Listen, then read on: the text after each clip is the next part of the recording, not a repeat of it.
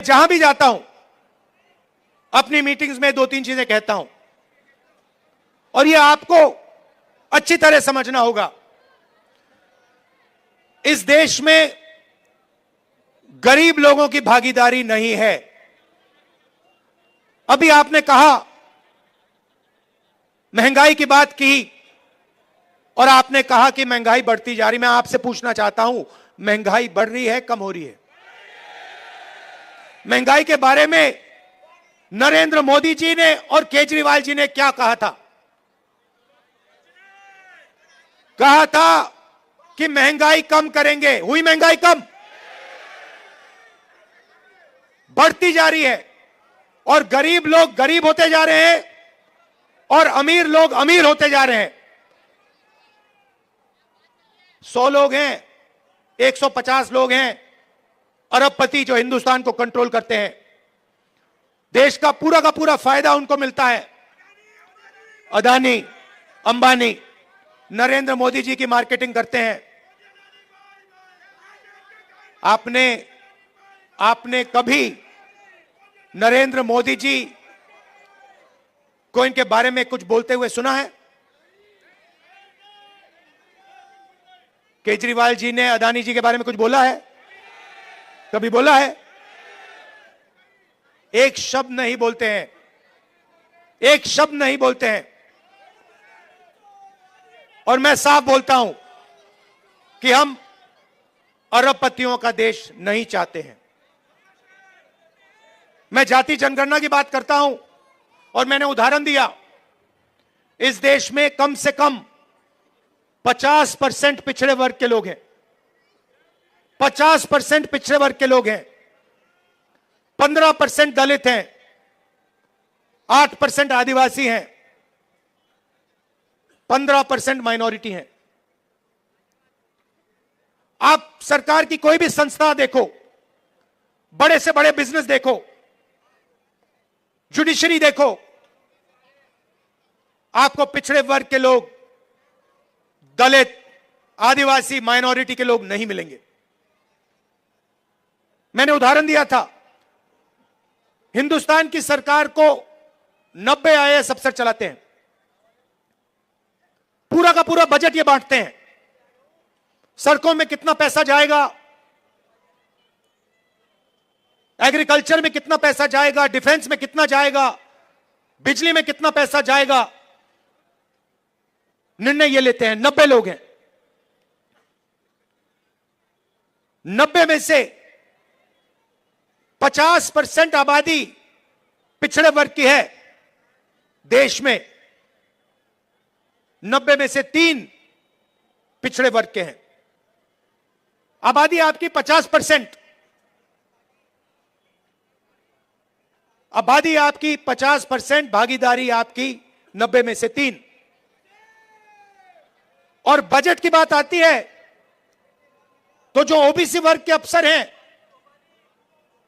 वो 100 रुपए में से 5 रुपए का निर्णय लेते हैं। दलितों की आबादी 15% है। 90 में से 3 अफसर उनके 100 रुपए में से 1 रुपया का निर्णय वो लेते हैं। मतलब अगर आपने पिछड़ा वर्ग, दलित वर्ग मिला दिया, जिनकी आबादी 65% है, उनकी भागीदारी 6% है। 100 रुपए में से 6 रुपए का निर्णय ये लोग लेते हैं। बड़ी बड़ी कंपनियां हैं, अदानी, अंबानी, टाटा, बिरला, 500 सबसे बड़ी कंपनियों की लिस्ट निकालो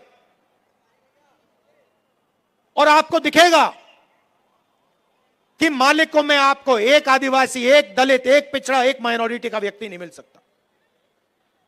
मैनेजमेंट टीम के नाम निकालो,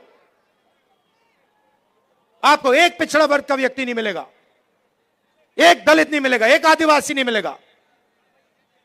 यह हिंदुस्तान की सच्चाई है। और जब मैं जाति जनगणना की बात करता हूं, नरेंद्र मोदी जी के मुंह से एक शब्द नहीं निकलता और केजरीवाल जी के मुंह से एक शब्द नहीं निकलता है, क्योंकि दोनों चाहते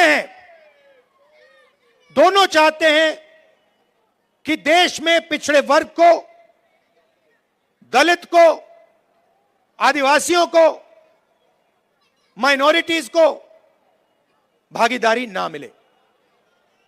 आप पूछिए, कभी केजरीवाल जी से पूछिए कि वो जाति जनगणना के साथ हैं या नहीं। मोदी जी से पूछिए जाति जनगणना के साथ हो या नहीं। मैंने पार्लियामेंट में उनके सामने बोला, नरेंद्र मोदी जी बैठे थे, मैंने उनसे साफ कहा, नरेंद्र मोदी जी आप करो ना करो, बच्चा भी जानता है। मीडिया वाले नहीं जानते, 6 साल का बच्चा जानता है।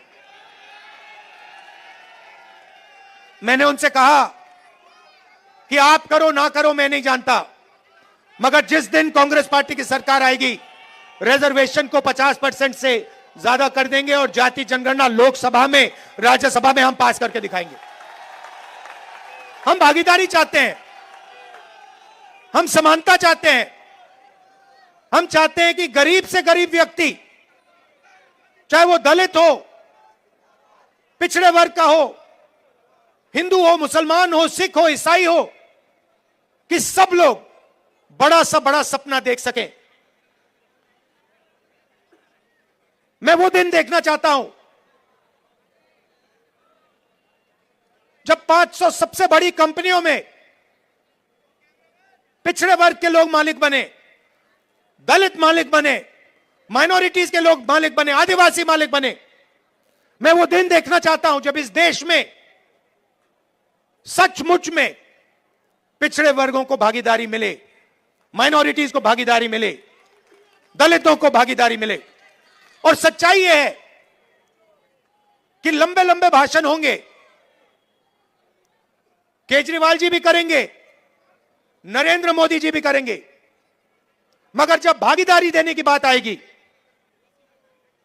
तो सिर्फ कांग्रेस पार्टी भागीदारी दे सकती है। चाहे मनरेगा हो, भोजन का अधिकार हो, जमीन अधिग्रहण बिल हो, किसान का कर्जा माफ हो, स्कॉलरशिप्स हो और संविधान हो, यह सब काम कांग्रेस पार्टी ने आपके साथ मिलकर आपके लिए किया है। आप पूछिए, जाके केजरीवाल जी से पूछिए और उनसे कहिए कि वो पब्लिकली कहें, देश के सामने कहें कि वो रिजर्वेशन बढ़ाना चाहते हैं और वो जाति जनगणना करवाना चाहते हैं। हमारी सरकार आएगी दिल्ली में, एकदम हम जाति जनगणना करके दिखाएंगे और सबको पता लग जाएगा, दलितों को पता लग जाएगा कि आपकी दिल्ली में, दिल्ली की सरकार में, दिल्ली की संस्थाओं में, दिल्ली के गवर्नमेंट में कितनी भागीदारी है। आपको पता लग जाएगा, पिछड़ों को पता लग जाएगा कि आपकी कितनी भागीदारी है। आज जहां भी आप जाते हो, सरकार की संस्थाओं में आप जाओ, अस्पतालों में जाओ, प्राइवेट अस्पतालों में जाओ, प्राइवेट कॉलेजेस में जाओ, आपको पिछड़े वर्ग के लोग नहीं मिलेंगे, आपको दलित नहीं मिलेंगे। यह सच्चाई है हिंदुस्तान की।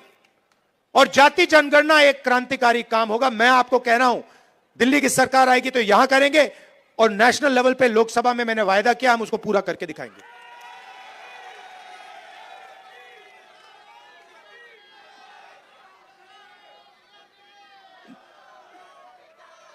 जब केजरीवाल जी आए थे, आपको याद होगा, शीला जी की सरकार थी, आपको याद है वो दिल्ली, याद है आपको?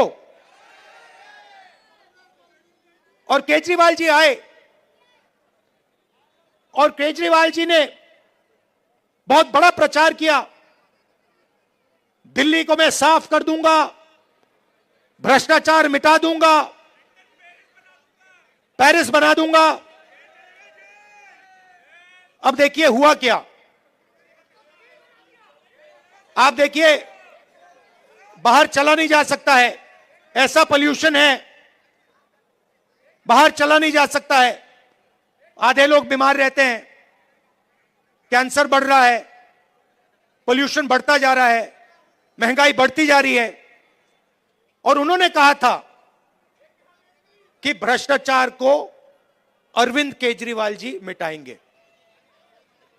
अब आप बताइए, दिल्ली में अरविंद केजरीवाल जी ने भ्रष्टाचार मिटाया क्या? मिट गया।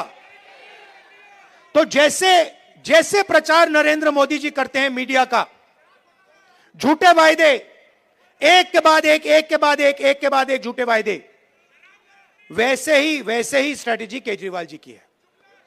कोई फर्क नहीं है। ये सच्चाई। और आप जानते हो, जो मैंने शुरुआत में कहा, अगर किसी भी हिंदुस्तानी पर, चाहे वो कोई भी धर्म का हो, कोई भी जात का हो, अगर कोई भी उसके खिलाफ हिंसा करेगा तो राहुल गांधी और कांग्रेस पार्टी वहां आपको मिलेगी। यह हम में और उनमें फर्क है। देखिए, यह उनमें और हम में फर्क है।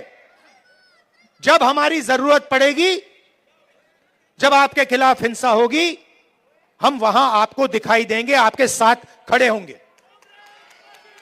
और ये मैं ऐसे नहीं बोल रहा हूं, ये हमारा रिकॉर्ड है। हमने कहा था कि बीजेपी की विचारधारा के खिलाफ हम लड़ेंगे, और 4000 किलोमीटर कन्याकुमारी से लेकर हम कश्मीर चले हैं। और हमने नारा दिया, देश की जनता ने नारा दिया, नफरत के बाजार में मोहब्बत की दुकान खोलनी है। और हमने ये नहीं कहा आपको कि मोहब्बत की दुकान जब ही खुलेगी जब आप हमें वोट दोगे। हमने आपसे कहा, चाहे कुछ भी होगा, यह विचारधारा की लड़ाई है। आरएसएस बीजेपी के खिलाफ हम हैं, आज हैं, पहले थे और पूरी जिंदगी रहेंगे।